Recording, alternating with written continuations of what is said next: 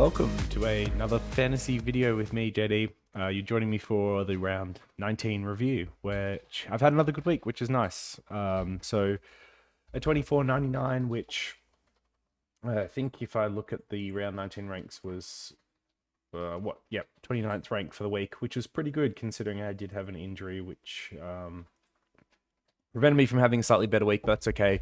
We moved from 41 overall to 20 overall, so well and truly firming for a hat, which is great. I shouldn't count my eggs before the hatch. And then, of course, looking to a top 10 finish, maybe getting a money finish, which would be nice in my first year of fantasy for since it's been this new format. So, 24.99, it could have been the 2,500, but yeah, as you can see in my defense there, the Redmond injury definitely hurt.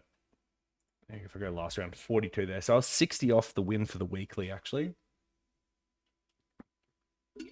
So I needed a Redmond 102, which, look, would have been a tall order, given it was 42 for the first half. But, yeah, I mean, it could have got up there. You never know. People do a big second half. Doherty had like a 60-point fourth quarter this week. Duncan did it the week before. Why not Redmond? But, yeah, look, still a really good move up, so I'm not going to complain. I guess just having to deal with the injury is awkward. So hopefully there's no other forced trades for me this week and I can just deal with him because I've got some good ideas around how I do that. Now, while it's showing Jack as my C, he was definitely not. It was Mills, and then I had the C on Owen, so I had his loophole for Steele. So, look, that would have been some more points as well, but it was not to be. So, look, this is going to be a really quick video. If you're looking for like player analysis and all that stuff, my Supercoach video is obviously the one to go to. So I'll just shoot through some stuff here quickly. But Sinclair, Doherty, and Dawson still look to be the big three. Doherty had an awful game, but still junked his way to a 109. Sinclair, I'm kind of surprised he only ended up on an 88 because he played the best of the three here. And then Dawson was very good, played through a Clark tag and then getting moved forward and still managed to get a 103, which is very impressive. So thankful for that from Dawson. I know no individual one of these three is unique, but owning all three has been somewhat unique for me. So I'm looking for weeks where they kind of all have big scores to really help me. And it just kind of hasn't happened the last few weeks. Not that they've been bad or anything, but yeah, just so. Not owning Sicily down back has definitely been a big help. And that was the one I traded to Doherty a little while ago. So that was handy. And yeah, moved Hewitt to Redmond, which didn't work out for me last week. But so he's going to have to be traded. And then Short is someone I've had my own trading for a while. His role's just getting worse. And it hasn't been translating to good point scoring. I don't think their fixture is particularly good. Lions, Port, Hawks, Essendon. I mean, Hawks, Essendon's all right. These next two scare me. So happy to get rid of Shorty, as much as he's been a good member of the team. And yeah, Himmelberg has been very good. Very, very good. Just consistent scores. I think he's like a 100 to 110 average from here to the end of the year. So take that. That's better than most defenders at the moment. Right up there with the big dog. So very good. Yeah, in the midfield, I was tossing it between Laird and Mills VC, and I got swayed towards Mills. I don't know why. I like Laird so much more. I should have just stuck with Laird, which would have been 20 points. Yeah, or like stuck with my C Merit and got 3 more. But anyway. But yeah, look, this midfield is very good. I think it has the only person that's missing that I think is probably better in here is Oliver, and he just had the 94 this week, which would have been a lower score than any of these anyway. McCluggage had 97? Yeah, I think he fades away. So Oliver's the only one. If I truly get to the point where I've upgraded everyone else, I think I could see myself trading out Lockie Neal for him. It's just the problem is the cash is now over 100k, and I don't really have anyone making money.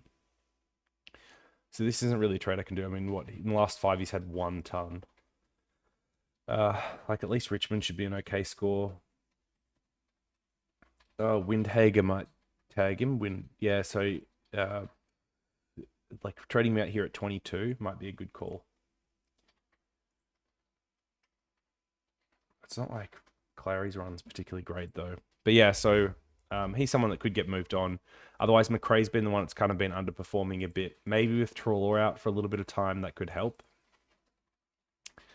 And they've also got hard games coming up, so I'm a little bit worried. But he's nice. Last two are nicer than Niels. But yeah, otherwise midfield's very good. Zach was very good. Faded a bit in the fourth. But I think I'm a little bit worried he might have picked up an injury or something with when he slid around. Because he came off the bench, was on for a bit, and then came back off way earlier than he should have. So I'm just a touch worried that something's wrong there. Hopefully Machida Owen's back this week. Hopefully Cleary back, although I don't think Dog's had any injuries. So yeah, Owens is probably the more likely one with Billings. And then Teakle might come back too. And then hopefully Carmichael firms a spot. Did he make money off this 32? He would have had low break even, right? He did. Oh, he made so much. Oh, wow. Okay. Oh, I can trade him down to 190k and get Neil up to Oliver in a week or something.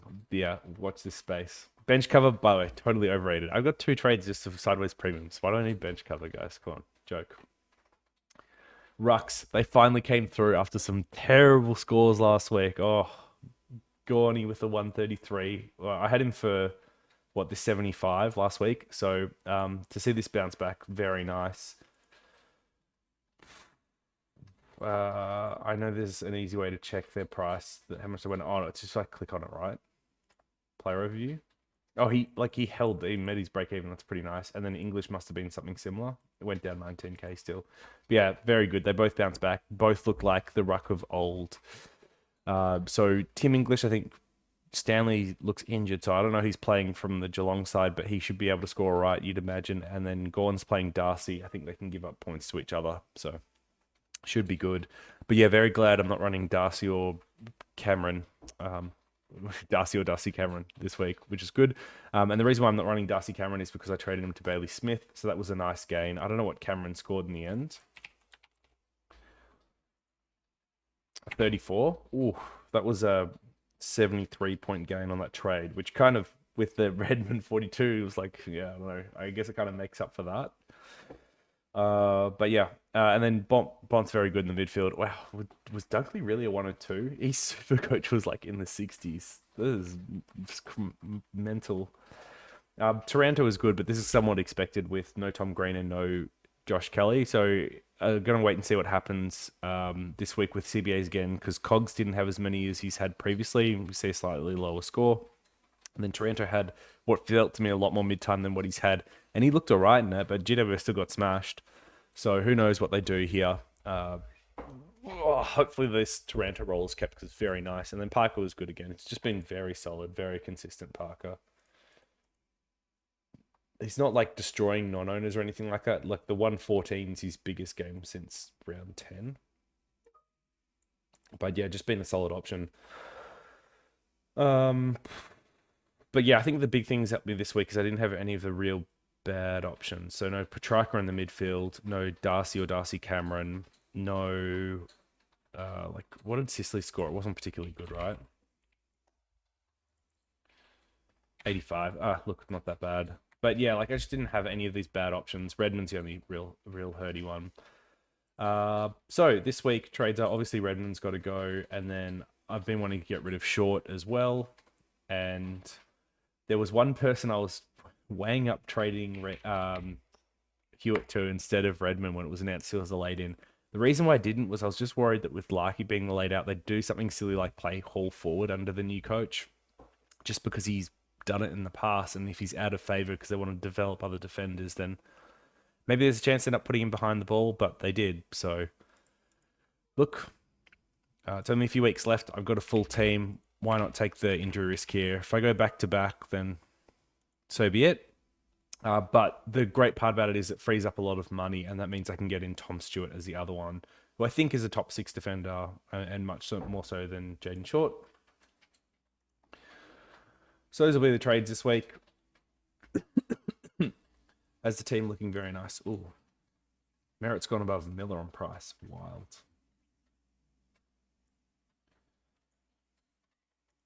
Did Bailey Smith go down a lot? No, it's just Bont went up a ton. So yeah, this is the team at the moment. It's looking pretty good. Sorry to move the super coaches. I just like having the schedule here, which look you can't see properly, just to see who I want for captain, vice captain. I think Steele's got to be a consideration this week against the Hawks. Otherwise, like Laird against Carlton makes sense. I don't think I trust Meals against GWS. Otherwise, Merritt against North is an option. Miller is an option. Probably can't go to Bond. So I think, yeah, it'll be someone along these top four that I'm looking at. I don't think I want Brayshaw against the Demons.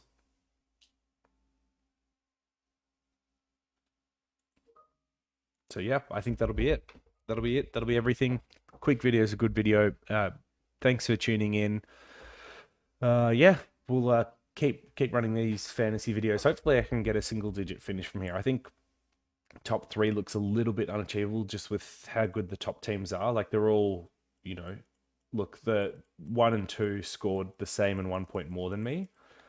So maybe, and look, like what third's 420 points away, which is still a lot. 10th's only, what is that, 79 points away now? Let's have a look at 10th's team, just see how we compare. So defense, Dawson, Doherty, Sinclair's the same. Dacos, Crisp, and Sicily does not compare to Stewart, Himmelberg, and Hall. So definitely big win across the defense there. Midfield is exactly the same, so don't expect that to change. Gawn and English is a big win over O'Brien and Darcy. And then in the forwards here, Duncan against Taranto and Bailey Smith against English.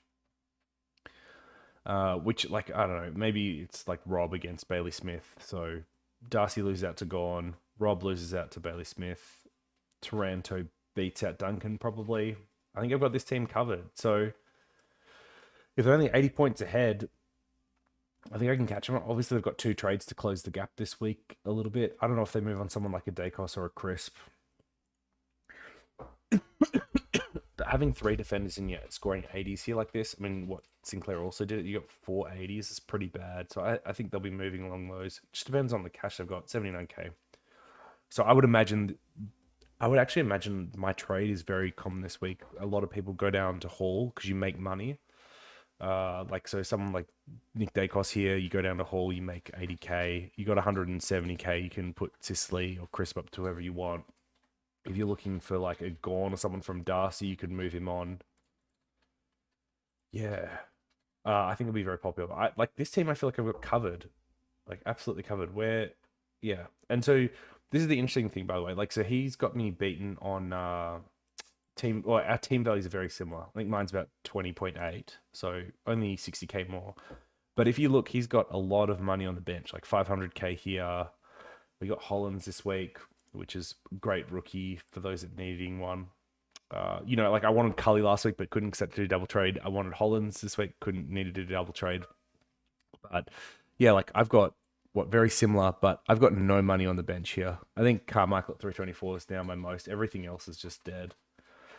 So I've just got a lot more money on the field than some of these other teams. But yeah, I think this Tom Stewart Hall trade will be very popular this week, or at least getting Hall in and then trading someone else up to Gawn, which does give me some confidence with Hall. He's not as big of a risk. I actually don't mind if everyone jumps on him and it's not a pod, because I think the rest of my team carries. Like, not a lot of teams will have English Gawn ruck. Not a lot of teams will have Stewart plus the big 3 plus Himmelberg. I think this midfield, a lot of people end up on the same midfield now. Maybe they're missing 1 or 2 of these guys and they've got like a Petrarca or a Walsh or somewhere instead there. And then I don't think a lot of people have the Dogs and, all this type of forward line. Although someone like Brody's obviously held his own. Those have Trelaw in a bit of trouble. Moore was good, but he played against the Roos and he won't do it every week. A lot of people got Darcy Camp problems. I don't know, I'm feeling good. I feel like my team's in a strong spot that I could go top 10 from here, which is pretty nice. I think you get money if you get top 10, which would be handy. I feel like if I'd played a little bit better and I'd cared a little bit earlier, like if this wasn't my first year, I'd probably be in a better shot for overall. But 500 points is just too big of a gap. Let's just quickly look. I mean, yeah, the only reason why we scored the same this week is because I had a 42 off an injury. Because once again, this back line, these 3 just are not good options. Midfield's the same. Yeah, unfortunately, we're at the point of the year where everyone's got the same midfield. With Oliver going down, it just made everyone's midfields the same. He's got Gordon and Darcy. So he's got out of Decan, which is good. Darcy's going to have to get English in there, get another forward. Oh, so he doesn't have Bailey Smith. So yeah, I would imagine someone in this situation, you're going, oh, so much salary. Wow. Can you do 2 upgrades? Because this is going to be like, if I'm in first, I'm going Darcy to Bailey Smith this week.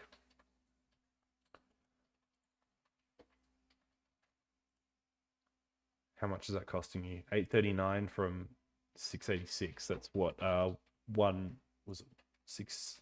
Yeah, so 153k, still has 100k left. So he doesn't even need to go Hall. He could actually just go someone like Sicily up to Stewart if you wanted to. Although I don't hate the jumping on the Hall thing just to make money. And then he could wait a week on Stewart, given that Stewart's just coming back from so much time off. And then pick him up after that. Anyway, this is my fantasy team. It's going pretty well. I'm going to keep trying for a top 10 finish, but a lot of things have gone my way so far. A few things have gone wrong, like obviously Redmond this week. Hopefully, things continue to be fortunate for me. We can finish out strong. Thanks for checking in, and I'll see you in the next one. Peace.